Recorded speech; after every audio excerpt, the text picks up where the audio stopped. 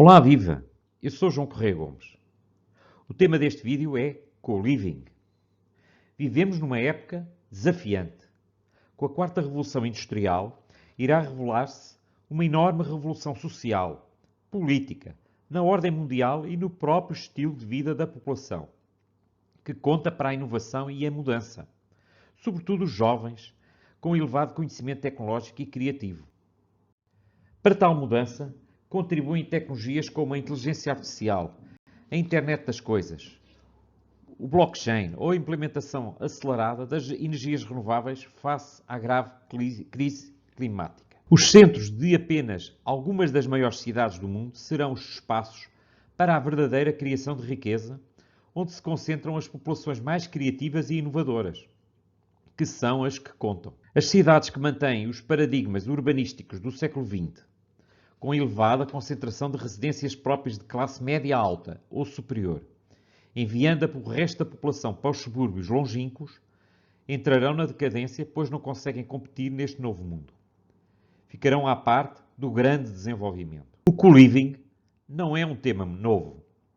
A forma de viver em comunidade, em que os seus habitantes partilhavam espaços e serviços comuns, pode encontrar-se em exemplos nas aldeias medievais que partilhavam o forno ou os terrenos comuns, os monges nos mosteiros, os kibbutz de Israel ou as comunidades hippies no início da década de 1970.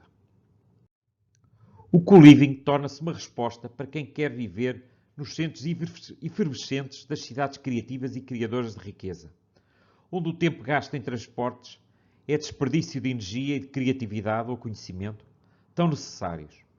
É onde a verdadeira riqueza se cria através da interação humana. Os centros das cidades tornaram-se demasiado caros para os jovens prometedores viverem, arrastando-os para as periferias ou para o estrangeiro. O co-living configura-se como uma solução mais económica para estes segmentos da população poderem viver o seu dia-a-dia de estudo, de trabalho e convívio. A partilha passa a ser o mantra na nova sociedade. O co-living introduz alguns efeitos positivos além do custo do espaço-tempo. Pela partilha de espaços comuns, permite contrariar a solidão que é induzida pela tecnologia dos smartphones e outros. Permite induzir a criatividade e mais conhecimento pela interatividade acrescida. Permite aos jovens com mais de 18 anos encontrar um meio residencial fora da casa dos pais, mas ainda sem precisar de comprar a sua própria casa, a pensar apenas quando a vida profissional e familiar estiver estabilizada, talvez para os 30 e tais a 40 anos de idade. Concede uma enorme flexibilidade de vida e de ocupação, mais a experiência a adquirir, a sociabilização, quando se quer liberdade e mobilidade neste mundo de viagens mais baratas. Os segmentos mais interessados neste tipo de serviço são os jovens, desde os 18 anos, podendo mesmo atingir os 35 a 40 anos de idade. Incluem grupos etários com personas variadas, desde os estudantes universitários deslocados, os jovens profissionais, os nómadas digitais, os solteiros e divorciados, os trabalhadores por conta própria ou aqueles com contratos de trabalho de curto prazo. O co-living não é o co-housing. No co-housing partilham-se habitações com alguns espaços e serviços em comum, pelo que se aproxima do conceito de residência. O co-living é um conceito de comunidade, em que cada um usufrui de um espaço privado que não é uma casa na sua totalidade. O co-living vende serviços de espaço-tempo e ambientes com serviços, alguns de valor acrescentado. Não pode ser em regime de arrendamento habitacional, com o qual não tem nada a ver, pelo que se aproxima mais do regime de hotelaria ou do centro comercial, no serviço de ocupação de espaço por um certo tempo. O co-living está mais relacionado com a indústria da hospitalidade do que com a atividade de promoção residencial. Sem o ser, é mais próximo de um hotel ou de um alojamento local do que de uma residência que cumpre os requisitos para fração autónoma em propriedade horizontal. A unidade privativa não tem de cumprir os requisitos do regeu, a ser um T0 ou um T1, mas assemelhar-se mais a um quarto de hotel. No co-living, a unidade privativa não cumpre os requisitos de autonomia e independência e, em parte, de isolamento, exigidos para a fração autónoma em propriedade horizontal. Além do quarto e da instalação sanitária, a unidade privativa apenas deve possuir um pequeno espaço de entrada com funções de kitchenette, uma mesa de refeição informal e uma pequena zona de estar. O espaço principal de estar e de refeições deve ser comum. O negócio de co-living enfoca na venda do serviço do espaço-tempo, o qual é acrescido dos serviços de ambiente.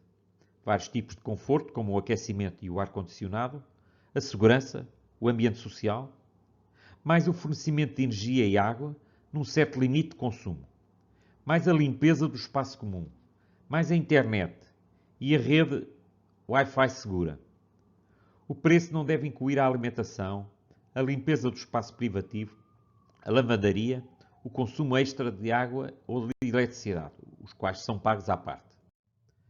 A viabilidade do negócio concentra-se na fase de exploração, em que o operador objetiva maximizar os cash flows gerados, sobretudo na venda de serviços extra, já que o princípio do negócio passa pela venda do espaço-tempo com preços muito competitivos no mercado, em relação a outras alternativas.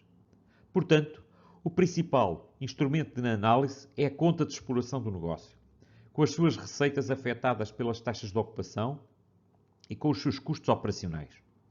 Os principais líderes do negócio serão o gestor operacional e o gestor do ativo com ligação ao investidor. Para maximizar o resultado do investimento, é necessário minimizar o custo de produção por unidade produzida. Note-se que o empreendimento deve possuir um número elevado de unidades privativas, mas ainda em espaços comuns de grande dimensão a partilhar sem receita, como salas de estudo, lounges, food courts, instalações técnicas.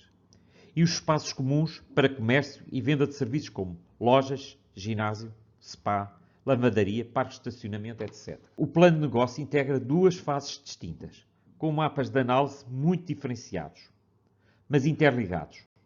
A fase de exploração e a fase de promoção imobiliária. A vantagem do negócio está então na maior escala do empreendimento. Esta tem de permitir a oferta de ampla gama de serviços, todos com custos muito mais reduzidos do que no mercado corrente.